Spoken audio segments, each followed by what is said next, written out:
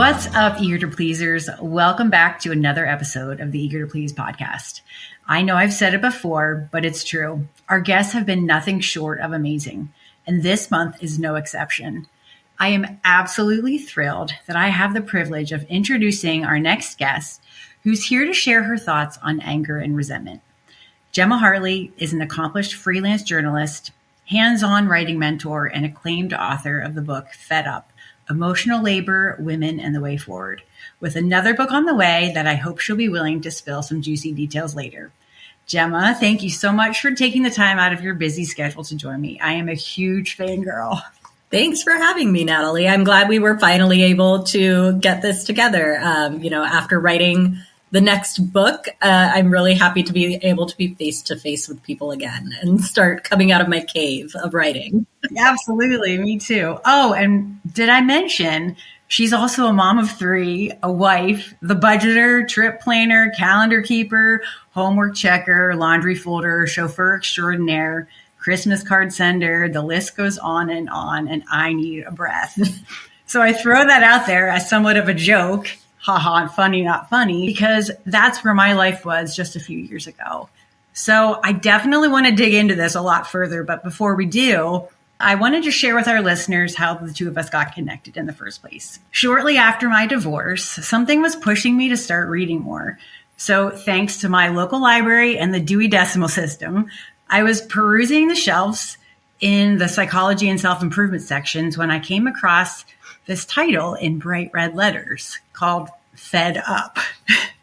And I don't know if there could have been a more obvious sign put right in front of me, because at the time, those two words encapsulated everything I had been feeling about my life and my marriage, that I quickly pulled the book from the shelf and started skimming the pages. Didn't take me long to realize that this was a book I needed to take home with me. So I hit the self-checkout line, anxiously drove home, and began diving in, which is when I found your socials and website. And on there, you had this contact form, which totally out of character for me.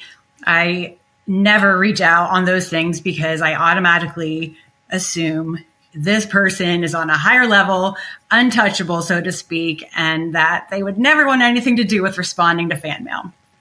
But I did it anyway because I knew I was starting the podcast, and I knew how much reading your book changed my life and helped me realize that this invisible problem that I was wrestling with and couldn't find a name for the longest time was an actual thing. I had no idea that plenty of other women felt the same way that I had been dealing with all these years. And so here you are talking about emotional labor, and I couldn't be more grateful to have you as a guest sharing your thoughts. Well, thank you for having me. And also, I will say, if there is a contact form and you want to reach out and say nice things to an author, please do, because you know who uses those forms way more often? Men who are angry and want to get into your inbox. So it's really nice for people to balance the scales every now and again. Absolutely. Well, why don't we begin there? What exactly is this thing called emotional labor, and how did you first become aware of it? So this is a little bit of a tricky one, because I think within my book, we're talking really about invisible labor, which is both the mental load and emotional labor. And I think I conflate the two a little bit in the book. I think all of the points still stand, but I also think it's important to kind of separate out the different terminology here. And so when I talked in the book about emotional labor, I was talking about the mental load aspect, which is like you were listing before, like being the calendar keeper, being the person who notices what needs to be done, makes a plan for it, ensures that it gets done if you're not the person doing it, does all the follow-up, does the research. And so that kind of cognitive component of the labor. And then there is the emotional labor aspect, which is kind of being the person who takes the temperature of the mood in the room and adjusts behavior accordingly. And so if I were to, say, ask my husband to do a certain job that I want taken off my plate, and taken off my plate is actually not exactly how it works. If I want him to basically do the job while I oversee and make sure it gets done, I have to approach that with a certain tone, with a certain attitude. And that is something that reaches far beyond the home, because we learn how to adjust our emotional labor behaviors in workplaces, which is where it originated, from Arlie Hochschild's work. We also do that, when responding to street harassment, when engaging with other men, engaging with people who we don't know if they're going to be a threat or not. And so we're really talking about these two different things here, and the ways that they interplay. But I think mostly when people think about my book, they're thinking about the mental load aspect of this work within the home, because that is usually the thing that leads people to be really fed up. Right. Absolutely. So within that book, you lay out very nicely, I think, not only examples from your life, but also just general feelings, I guess, from friends that you had talked to or research that you had done. And something that I found out, I guess, after the fact, and maybe this was the starting point for you, you had a freelance writing article in Harper's Bazaar. I don't know how else to describe it. Maybe that's a blog or something like that, called Women Aren't Nags, We're Just Fed Up. And so I was curious how, that all started for you. Was that a feeling that you were having, or had you just been kind of taking a pulse on, conversations that, we have with friends and family and that kind of thing? What was the starting point for you? Because I think that article happened before you wrote your book, right? Yes, Is that right? that article was what brought the book into being. So that article in Harper's Bazaar went mega viral. I mean, hundreds of thousands of shares within a matter of weeks. It's what got an agent to reach out to me. Multiple agents reached out and were like, do you want to write a book on this? Because this is obviously going to be the big conversation that we're going to be having for a while. And I don't think we realized how long we'd still be having this conversation, because it's very relevant today. I'm still talking about this book all the time.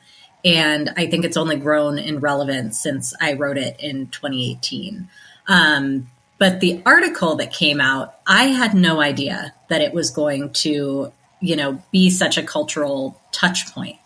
I was freelancing full time. And so I would write, maybe 5 to 10 articles a week sometimes. And so this was something that kind of yes, it was on my radar as an article that I was going to do that, had okay potential because an editor decided to accept it at a big magazine. But I did not anticipate the response that it was going to get. And it really changed the trajectory of my life. And it really was just based on, conversations that I had been having with friends, kind of keeping a pulse on what was happening in magazines. A big part of freelancing is kind of noticing what other things are in the cultural conversation and kind of pulling together those threads to say something new. And so I had actually written another article before this that sort of touched on this, but in a just parenting specific way. Nothing, crickets. It was for Romper. And then I had this piece that was much bigger and much more of a cultural touch point. And I think it's because I was finally able to name the piece of that resentment that happens. And be able to name, the thing that comes out most often from that article is the moment that I realized I don't want to have to tell you what to do. I want you to notice what needs to be done and do it. That idea of wanting a full partner and not to be a micromanager within your own home. And I think that was the thing that was that's what strikes the chord. That's what gets this conversation rolling. And so while I didn't anticipate it, I can kind of look back in retrospect and say that was a big aha moment for a lot of people. Absolutely. In fact, I've said this so many times to you before, relate that to my own journey. My ex-husband was well, I'm happy to help you if you would just leave me a list or tell me what you want me to help you with. And for me, I'm but you don't understand that it takes me time to write this list for you. And I just never understood, and maybe I never will understand why we are just so different in that aspect, where he can't notice that there's pink scum in the shower around the bath, drain or whatever, socks need picked up off the floor, or dishes are on the counter, or crumbs are left over from the toaster, or whatever it is. And again, not trying to, maybe I was at some point, because yes, I feel like I have tendencies of perfectionism and I was innately born with that. But going back to the whole conversation of, I don't want to have to add something else to my plate so I can offload it. So yes, totally struck a chord with me as well when I did go back and read the article. So you hit something there for sure. Yeah. And it's interesting that you bring up like, oh, I have, like my perfectionist tendencies I was born with, and he just can't see the mess. And I think these are actually really deeply cultural. We are conditioned in these ways where that if someone were to walk into your house and see all of these messes, they're not going to look at your husband. They're not going to look at him and say like, oh, he's not doing a very good job. That even though, if you're trying to have an egalitarian marriage, it doesn't matter. Those social cues that you've picked up throughout your life tell you that's on you. I was talking about this the other day of like, when we have people coming over, what does my husband want to do? He wants to go outside and mow the lawn, because we know that that's a masculine coded job. And that's the thing that reflects on him. Whereas I'm like, no, the inside of the house needs to be clean for people to come over, because we femininely code that job. And so that is going to be a reflection on me, whether or not we want that to be true. We have these kind of subconscious patterns that we adhere to. And then we call it fate. Yes. Or going back to your book, the chapter you had titled like, Who Cares? That was something that was the impetus of our fighting almost. It's like, well, you put too much pressure on yourself to have everything clean. And why are you even bothering to clean this if it's going to get dirty again? And when he said those words to me, it really hurt my feelings, because I'm like, I want our children to live in somewhat of a clean house. Like I don't want to be eating off of, dirty plates, and not that he does, but you know what I'm saying? It's like our level of what was acceptable was just completely on opposite ends of the spectrum. And so one of the things that I found interesting and strikingly relatable in that chapter was that you were, I guess, having an interview with CBC Radio, and the person interviewing you was like, have you ever been called a control freak before? And, I'm laughing to myself as I'm reading this, because I'm like, I guess I have been called a control freak before, but not because I'm trying to do it selfishly. It's because I want my family to have boundaries and a routine and order and somewhat of a cleanly environment. I wasn't intentionally trying to sabotage anyone or force my things on other people, but that's how it came across. And so, that also struck a nerve with me, to be called a control freak. So I related to that. Yeah. Well, and the part I think that comes shortly after that is the fact that we don't arbitrarily set these standards, right?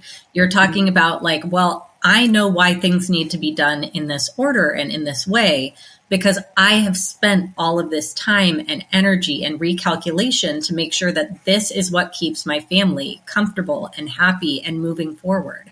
And so it's not like you're, asking them to set the table like the queen is coming over for dinner. You're making sure that the laundry is done so that there are clean clothes when it's time to go to a sports practice. These are not really a difference in standards. It's a difference in care and attention.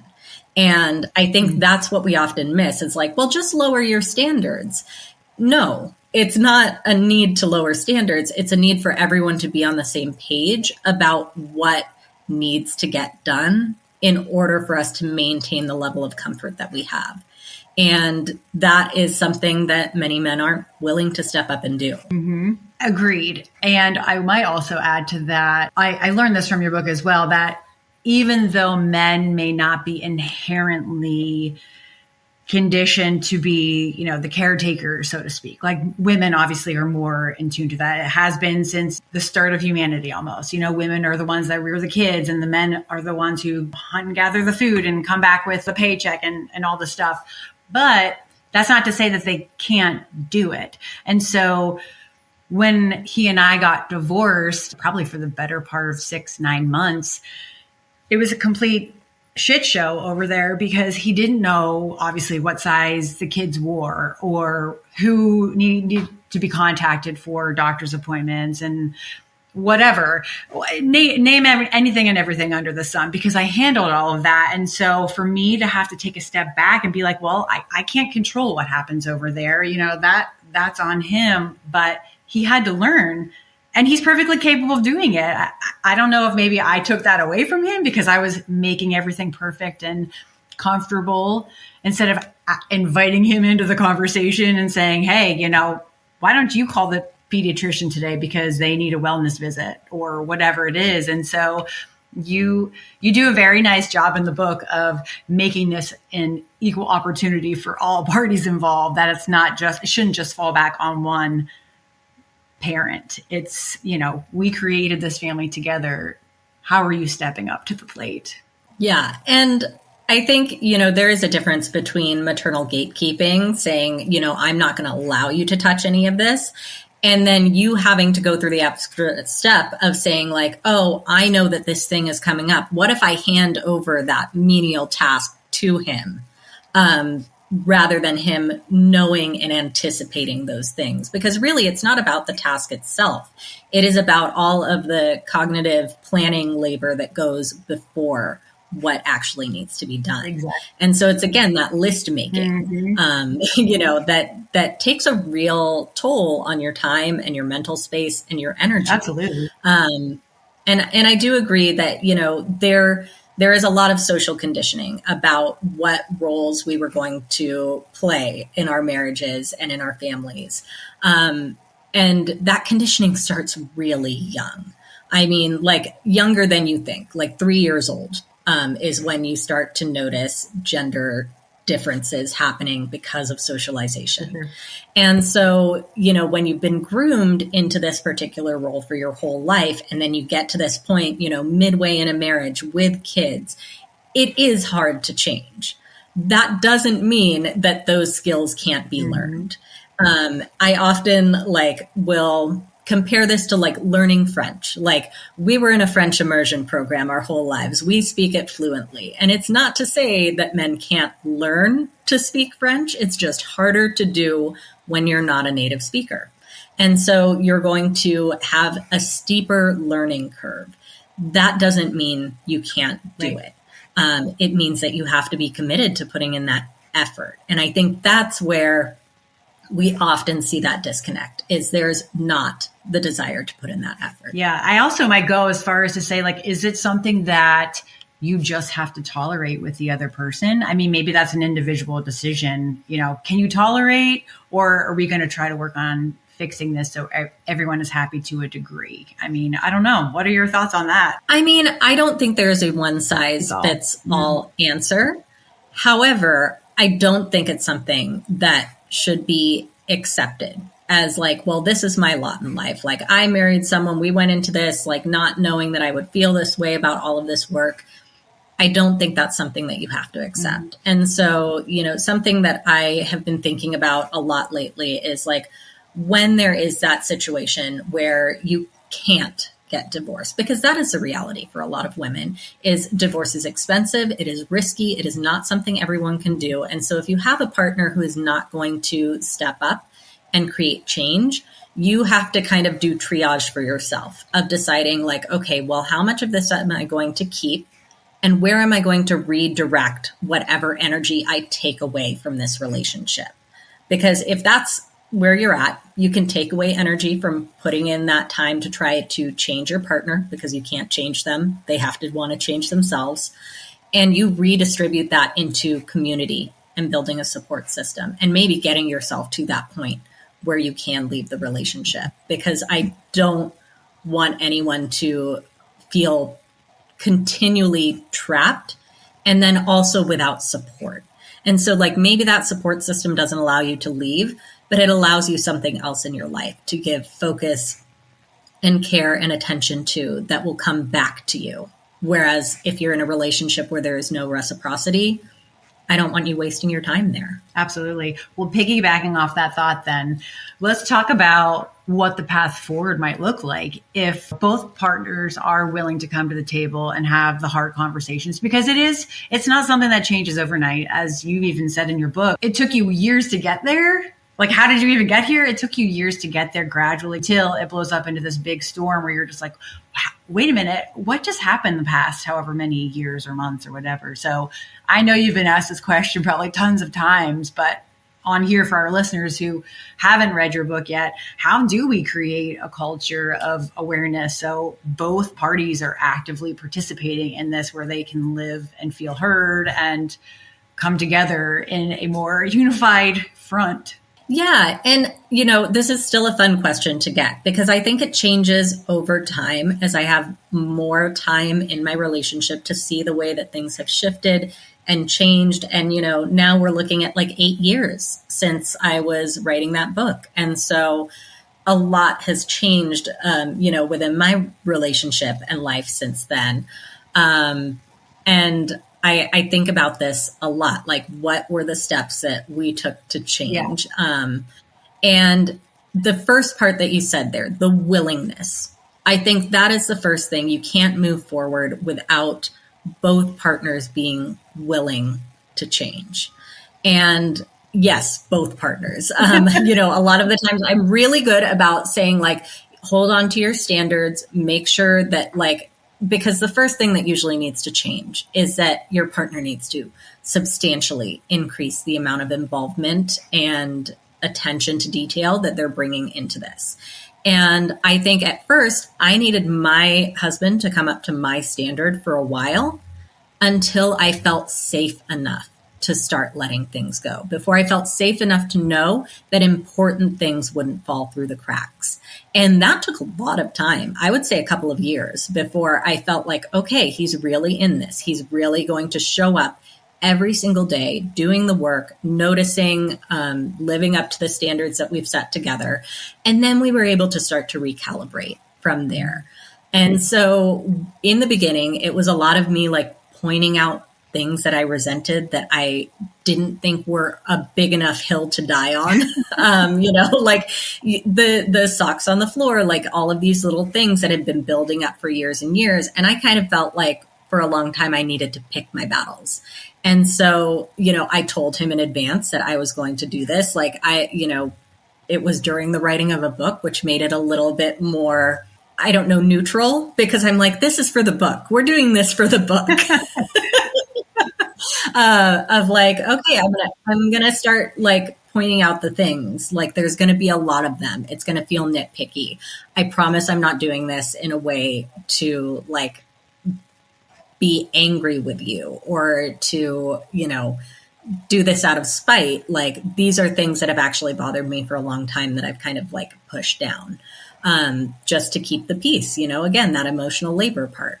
And he started to notice, started to do more things.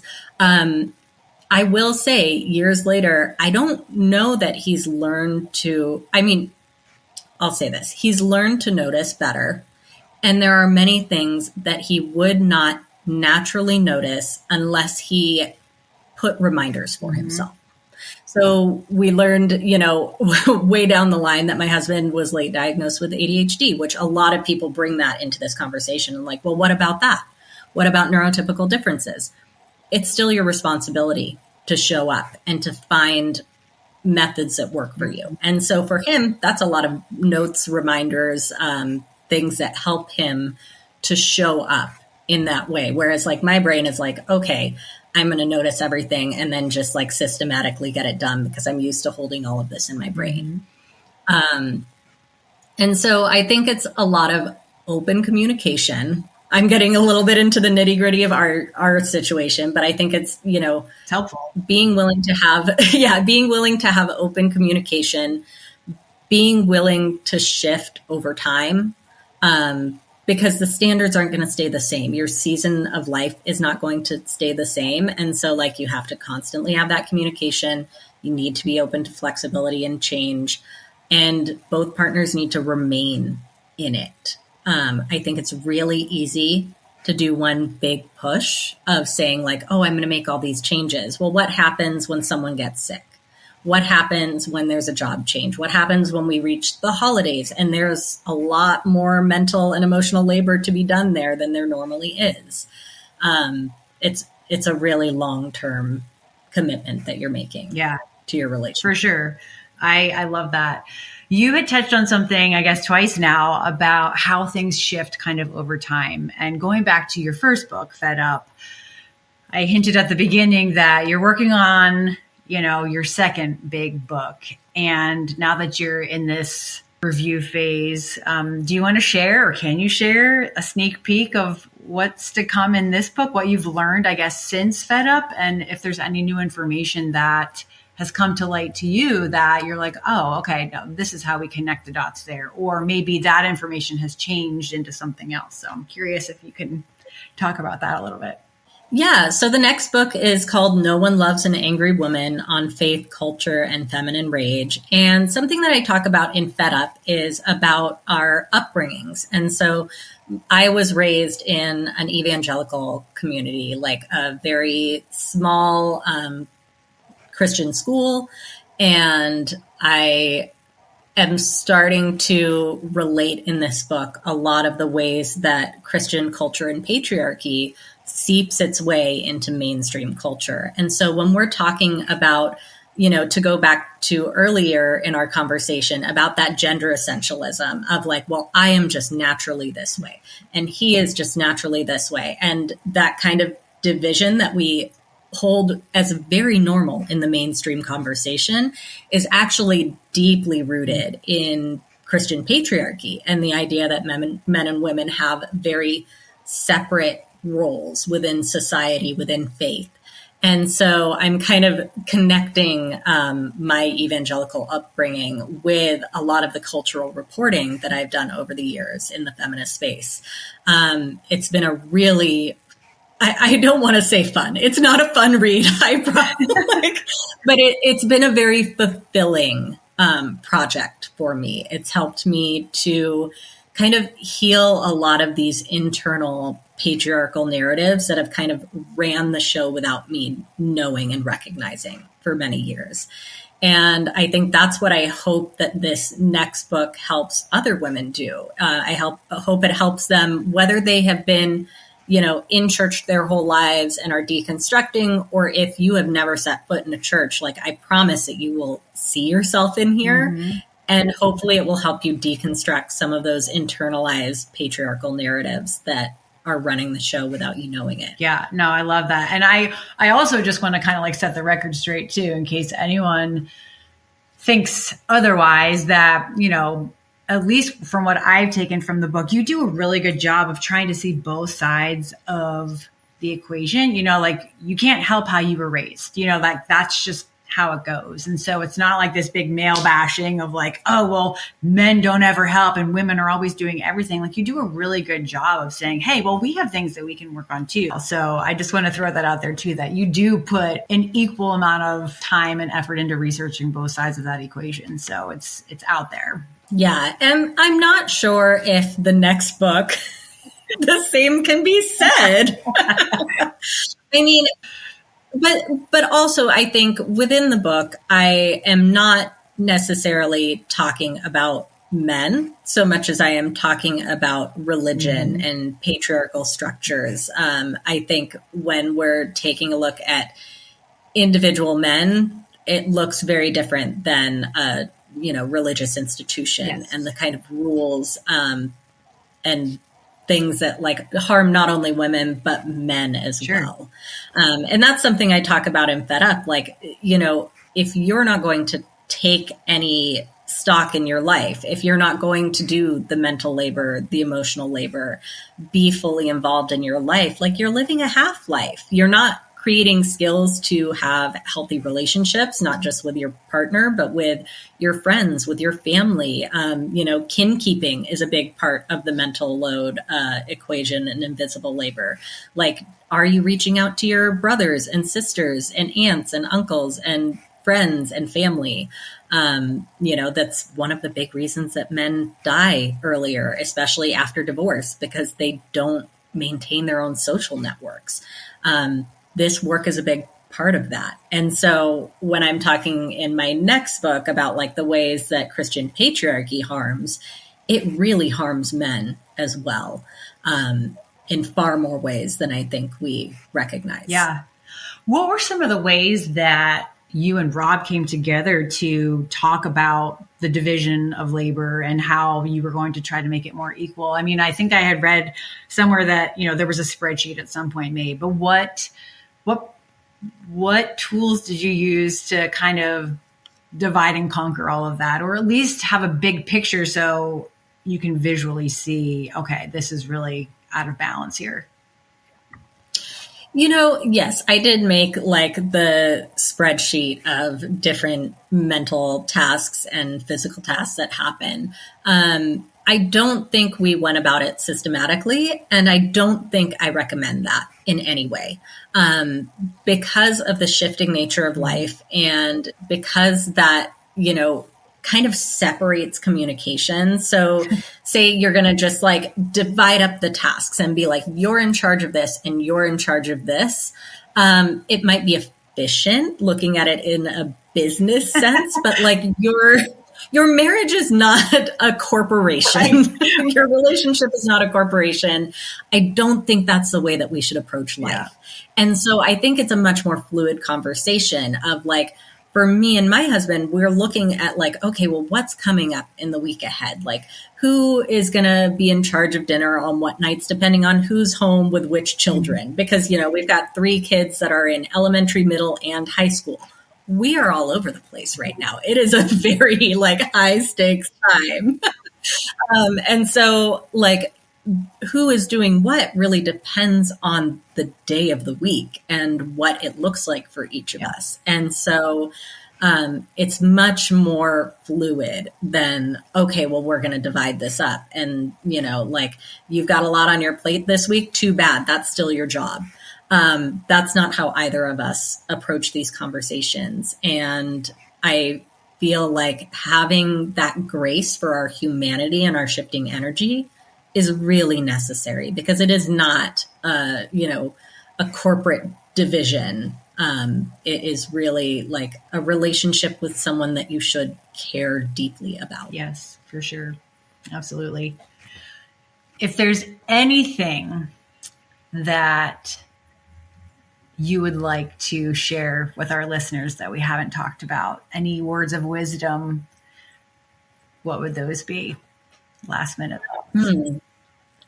I mean, I touched on this a little bit earlier, but I think something that I've thought about a lot over the past couple of years that was not even on my radar as I was writing the book is that, we kind of move from this individual place of like, okay, well, I'm fed up. What do I need to do to change? And then we look to our partner and say like, okay, well, what do they need to do to change and kind of like make things work better for us? And then usually what we jump right to is like, okay, and then there are systemic changes that need to happen, which is true. And there are plenty of them. I think we miss that there is community building in between partnership and systemic change. One thing I've really noticed over the years and being in this busy season is that I really need to be able to rely on community in order to have the energy for both of us to have the energy to pursue any sort of systemic change. So any sort of activist work that needs to happen can only happen if we look outside the nuclear family as our only structure of support. Because like we can't make systemic change happen quickly. Like it is just a long and frustrating and slow process.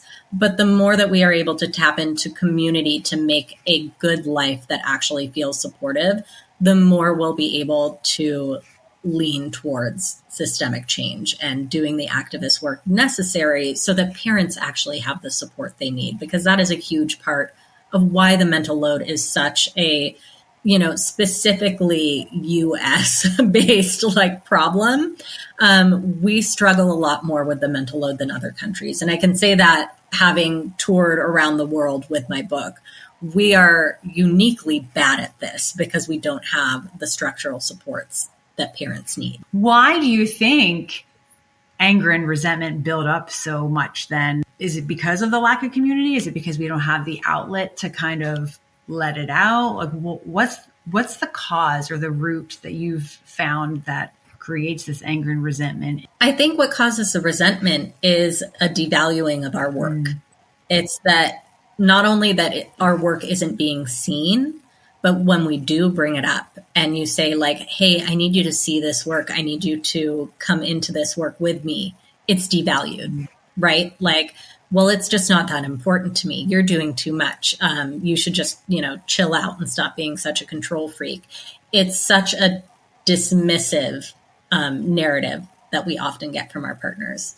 And I realized that when you do have a partner who's willing to join in with you, you can start to turn that anger outward towards the systems that actually need to change. And so I think, for me and my husband, now that we are a united front, that anger gets to go in a different direction, in a much more productive direction for me. And I really want to see more of us be able to enter that space. Absolutely. Yes. Well, you are definitely on the path to helping create that, Gemma. So thank you so much for being here today and sharing your thoughts on this, and can't wait to get firsthand dibs on this new book. So yes. Yeah. No One Loves an Angry Woman on Faith, Culture, and Feminine Rage. That's going to come out on September 1st of 2026. So it's a ways away, but it'll be here before you know That's it. right. The anticipation. Can't wait. So where can people find you if they want to connect with you? You can find me on Substack. It's No One Loves an Angry Woman. And you can find me on Instagram. It's at Gemma L. Hartley. Those are the main two that I'm on. There's also Facebook or my website, gemmahartley.com. If you're a writer looking for a writing coach, I'm currently taking clients for 2026. That's only going to be available for, a few weeks into January. But if anyone is interested in that, through Instagram or through my website. Awesome. Thank you so much, Gemma. Yeah, thank you.